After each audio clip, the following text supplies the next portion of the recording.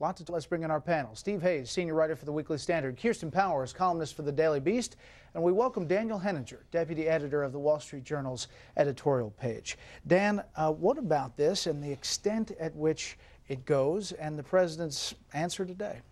Well, on the IRS, it was really kind of interesting, Brett. I mean, he says he wants accountability, but it was interesting that he said essentially the same thing he did about Benghazi. We have to wait until we find out what was going on.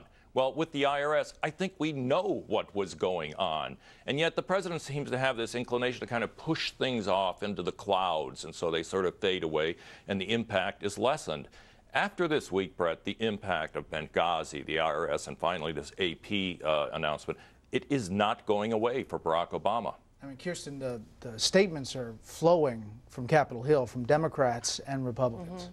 Yeah, well, I think this is sort of everybody's great fear, whether you're a Democrat or a Republican and you're politically active, is that this is the kind of thing that could happen, that the IRS could target you.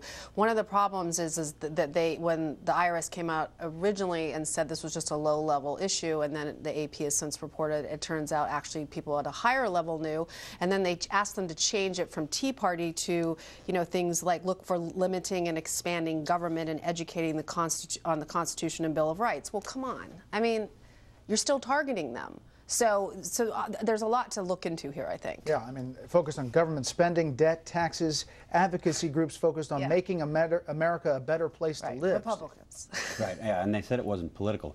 Look, it was clearly ideological. I mean, this is one of the things we need to find out, and Dan's right. There's got to be, I think, a huge investigation about this, and people on Capitol Hill, Republicans and Democrats, tripping over themselves to get in front of this so that they can be seen as leading the charge on this. I mean, I think the real question ultimately will be, who's the senior-most official in the U.S. government who knew that this was taking place? We don't have a clue right now, but I suspect we'll learn probably pretty quickly. Okay, let's turn to the other scandal he talked about today, and that is Benghazi. It was a much different tone from the president.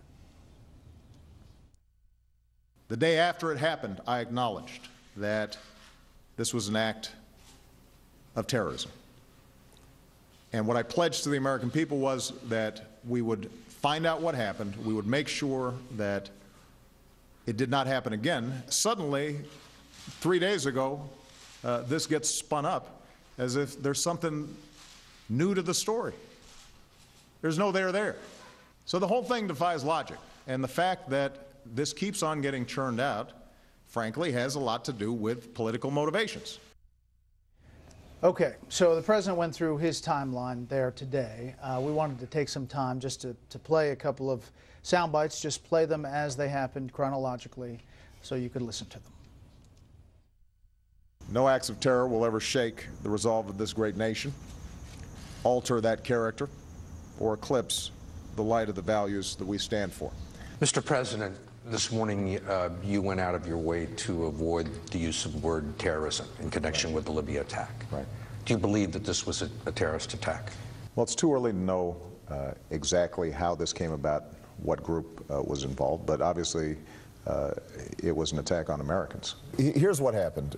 You had a video that was released by somebody who lives here, sort of a shadowy character who is extremely offensive video directed at Muhammad and Islam. Making fun of the Prophet Muhammad. Making fun of the Prophet Muhammad. And so this caused great offense in much of the Muslim world. But what also happened was extremists and terrorists used this as an excuse to attack a variety of our embassies, including the consulate in Libya. We have reports that the White House said today that the attacks in Libya were a terrorist attack. Do you have information indicating that it was Iran or Al-Qaeda was behind or organizing the protests? Well, we're still doing an investigation, and there are going to be different circumstances in different countries. And so I don't want to speak to something until we have all the information. What we do know is that the natural protests that arose because of the outrage over the video were used as an excuse by extremists to see if they can also directly harm U.S. interests. I heard Hillary Clinton say that it was an act of terrorism. Is it? What do you say? Well, we're still doing an investigation.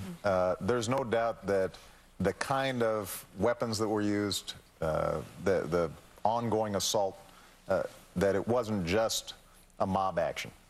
Now, we don't have all the information yet, and so we're still gathering it. There are no words that excuse the killing of innocents.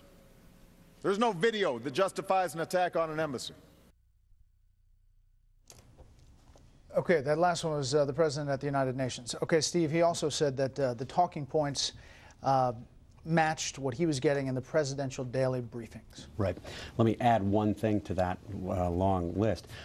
On September 20th, Jay Carney gave a gaggle, which means no cameras were present, in which he called the attacks a terrorist attack, and he was asked by the reporters in the gaggle, is this the first time the White House is using that? And according to the Poole report written by Mark Landler of the New York Times, Carney acknowledged that it was. So whatever the president is saying now, it's not what the White House was saying then, it's not what Jay Carney was saying then.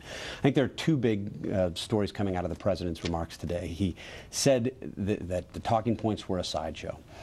One, you have the issue of manipulating the talking points. It's clear beyond any dispute that what happened was a manipulation of the talking points. We now have the documents, we have the emails.